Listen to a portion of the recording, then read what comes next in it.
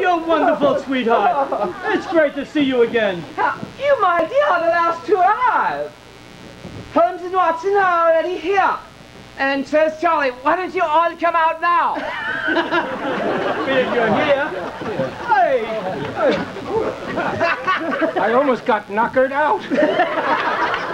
I say, Bobble, you must do something with these things. They always seem to be getting in the way. Keep a civil tongue in your head, bloke. Come. Now let's get down to business. As you all know, except for Marple here, the children of the colony have asked us to help them. They seem to have a problem with their parents smoking pot, and they've asked me to solve the problem. Now, the pot must be coming from somewhere. Yes, Watson, and I have been already on it. May I ask if anyone here keeps a horse on the premises? Wait, no one has a horse here. I say I saw hoof prints leading from here to the road.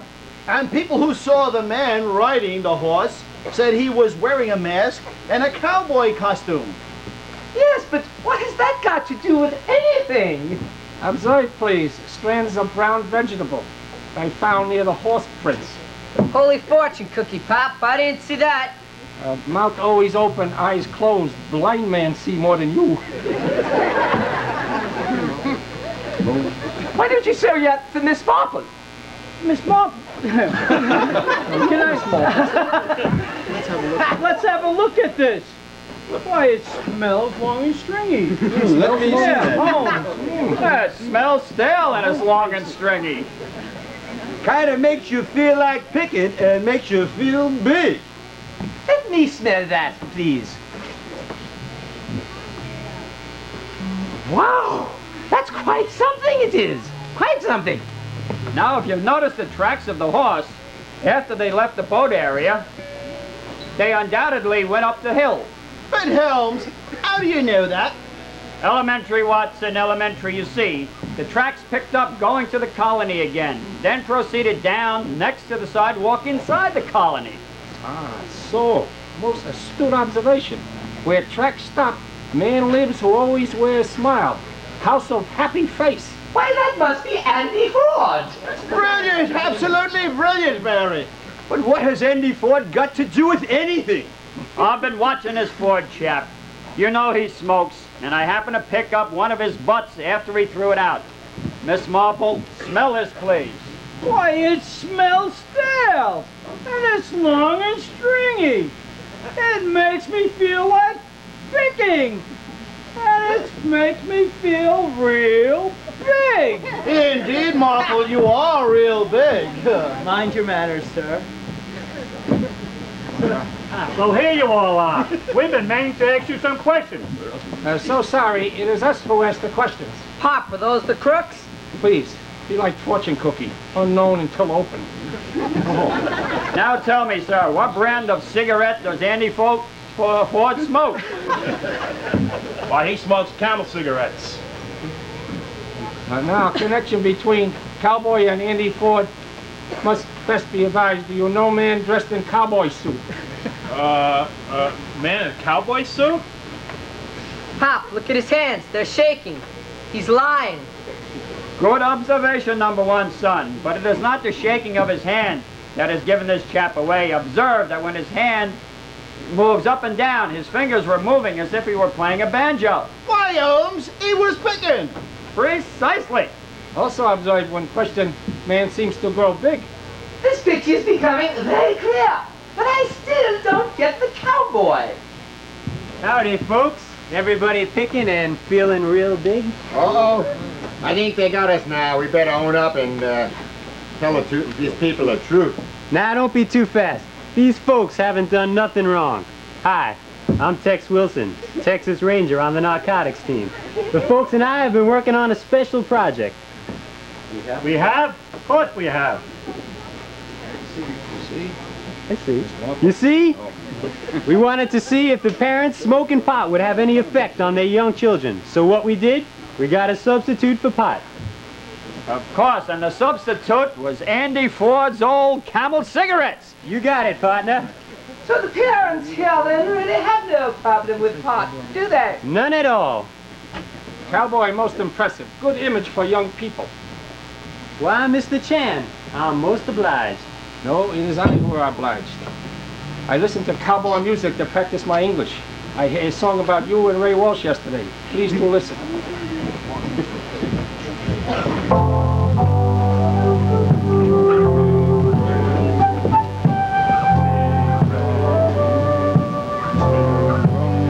You can see him every day on the colony grounds, and when he starts working, there's no fooling around, wearing coverall pants with tools hanging from the hip. Everybody knows you don't give no lip to Big Ray. Big Ray, Big Ray, Big Bad Ray.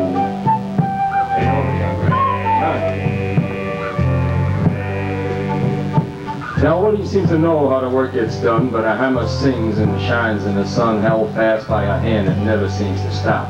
As seeing as knowing, he's his own work shop. That's Big Ray.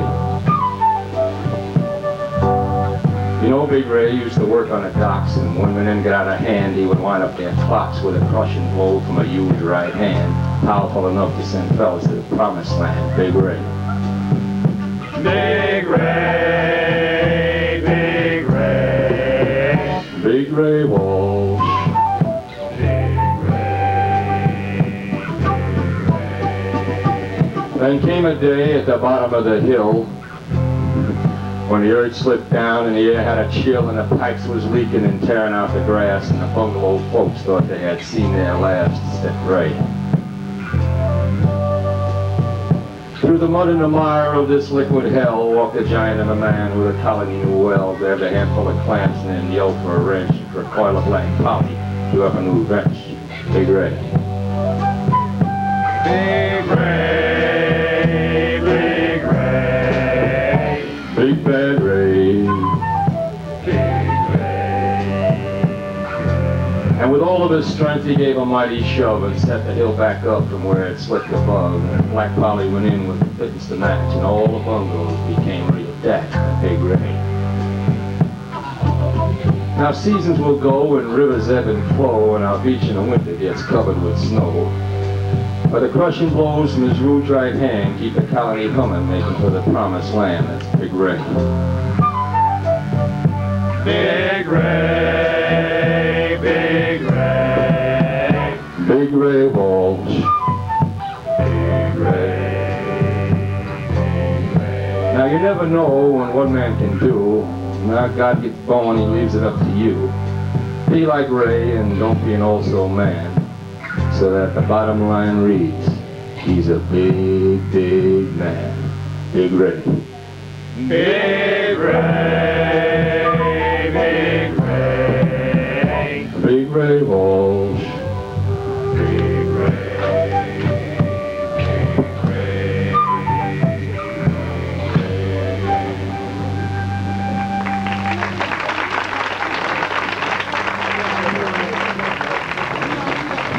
Oh, Charlie, you are an amazing man. And so is Ray Walsh, for that matter. Not so amazing as Miss Marple, right, baby? Oh, you sweetheart. Please, sir, mind your manners. Now, it appears as if our work here is done. Mary, I hate to admit it, but I think we've been on a merry-go-round. I think that's all our fault. Well, it really couldn't be helped. The whole charade had to be played straight. I think we can make it up to you, though.